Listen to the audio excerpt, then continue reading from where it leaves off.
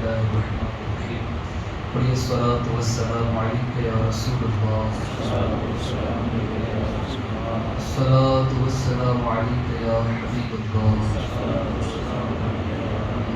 الصلاة والسلام عليك يا نبي الله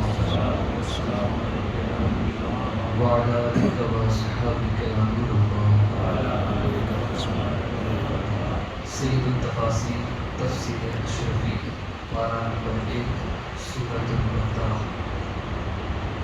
انشاءاللہ تبارک و تعالیٰ آج سے سورہ بقرہ جو قرآن کریم کی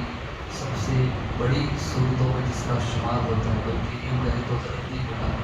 کہ قرآن کریم کی سب سے بڑی سورہ اگر کوئی ہے تو وہ سورہ بقرہ ہے، اور یہ وہ سورت ہے جس کے بارے میں آج اگر آپ کسی سے کوئی وظیفہ لو تو کوئی دیتا ہے، لیکن سورہ بقرہ کا وظیفہ خود رسول اللہ نے عطا فرمایا ہے۔ اور جس روایتوں میں آتا ہے کہ جس گھر کے اندر سورہ بقرہ کی تلاوت کی جاتی ہے شیطان کوسوں دور بھاگ جاتا ہے۔ اور اس سورت کے اندر خاصیت اس کی یہ بھی ہے کہ اس میں 1000 کاموں کا اللہ نے اپنے بندوں کو حکم فرمایا ہے، 1000 باتوں سے روکا گیا ہے، اور 1000 حکمتیں بندوں کو اللہ نے سکھائی ہیں، اور 1000 خبریں دی ہیں، اور جس کے پڑھنے میں بڑی برکتیں ہیں، شیطان اس سے بھاگتا ہے، اس کے پڑھنے سے قرآن ہمیشہ یاد رہتا ہے، جس کی آیتیں قبر کے سہانے اور پایتیں پڑھنے کا حکم فرمایا گیا ہے۔ اور زمانہ حجاج ابن یوسف میں دوسری صورتوں کے ساتھ اس کا بھی نام رکھا گیا، یعنی صورتوں کا نام پہلے رکھا نہیں گیا تھا، جس طرح نازل ہوئی اسی طرح قرآن کو جمع کرتے گئے، لیکن جب دور حجاج ابن یوسف آیا تھا، اس کے اوپر انشاءاللہ کبھی تفصیلی واقعہ بیان کریں گے کہ یہ کیا تھا، لیکن المختصر سمجھے کہ یہ وہ بندہ گزرا ہے، حجاج ابن یوسف بادشاہ گزرا ہے۔ اللہ دیکھے جب کسی بندے سے کوئی کام لینا چاہتا ہے تو پھر وہ دیکھتا نہیں کہ وہ بندہ کون ہے۔ حجاج ابن یوسف بہت ظالم قسم کا بادشاہ گزرا ہے، بہت ظالم قسم کا، لیکن اس سے اللہ نے ایسا کام دیا ہے کہ آج جو ہم قرآن کریم کو پڑھتے ہیں نا، اس میں جو زبر زیر پیش لگا ہے وہ اس حجاج ابن یوسف نے لگا ہے۔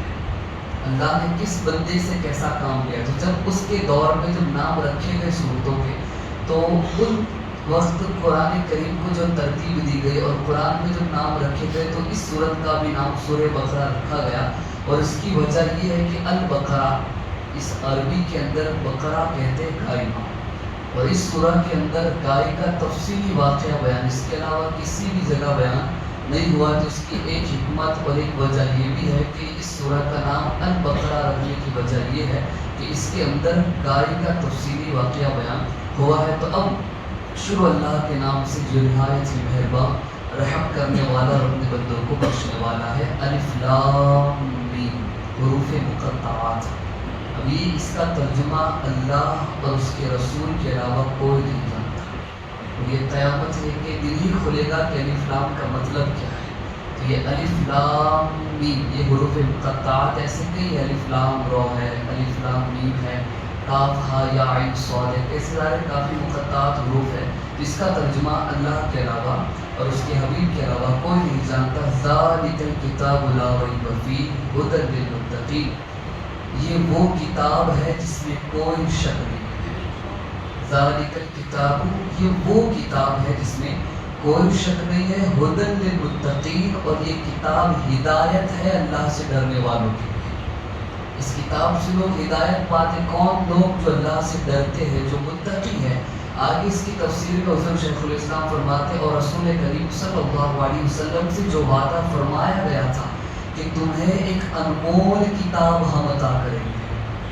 تمہیں ایک ہم بڑی انمول کتاب عطا کریں گے، اور بنی اسرائیل سے بھی وعدہ ہو چکا تھا کہ جس کے وہ منتظر تھے، بنی اسرائیل تک بھی یہ بات پہنچی تھی کہ ایک انمول کتاب آنے والی ہے،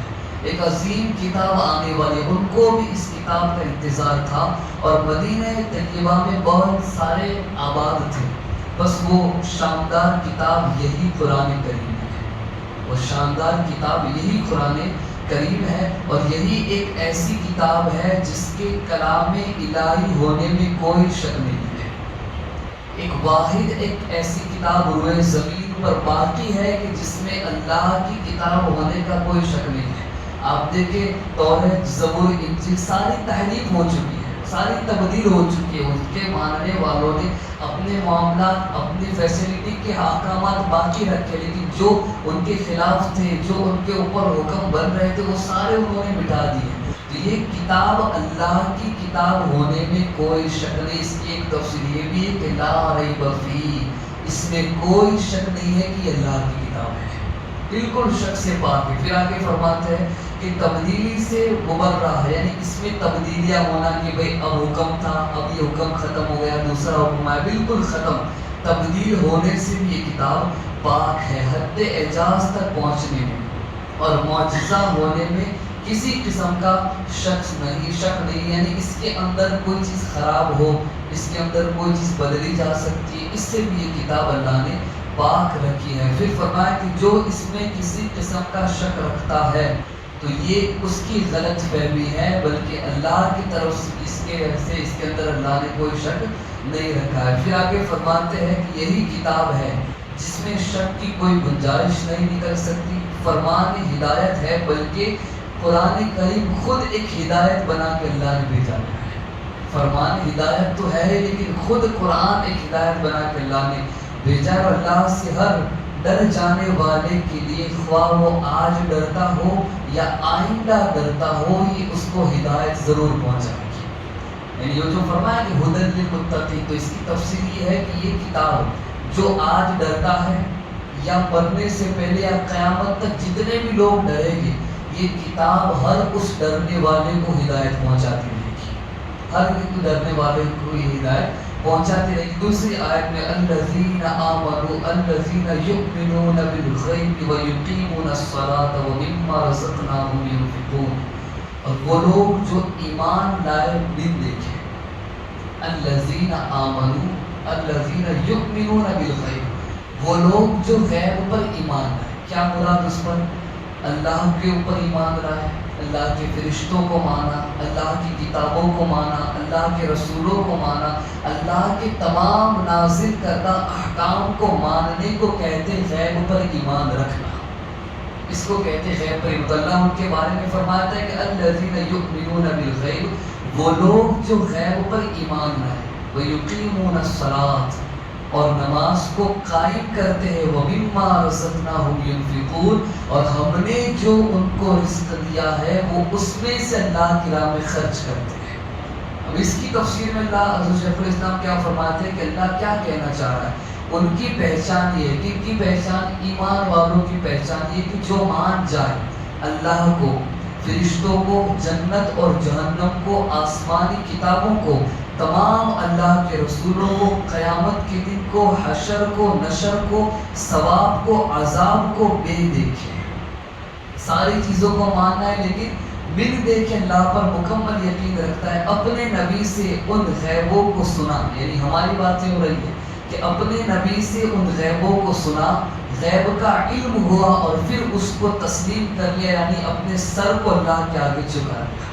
یہ ان ایمان والوں کی نشانی، یعنی اس سے اب پتہ چلتا ہے کہ ہم اپنے ایمان کو دیکھیں، کیا ان ساری چیزوں پر ہمارا ایمان ہے؟ کیا ہم ان ساری چیزوں کو مانتے ہیں؟ تو یہ تفسیر کا بیان کرنا، یہ ساری چیزوں کو ایکسپلینیشن آپ کے سامنے رکھنا، اس کی سب سے بڑی وجہ یہ کہ ہم جان سکے کہ ہمارا ایمان کیا ہے،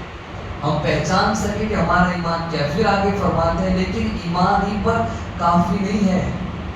اللہ تبارک و تعالیٰ نے کہہ دیا الذین یؤمنون بالغیب، پوری ایمان کی ڈیفینیشن ہمیں پتہ چلتی، لیکن صرف ایمان رکھنا یہ کافی نہیں ہے۔ آگے فرماتا ہے ویقیمون الصلاۃ،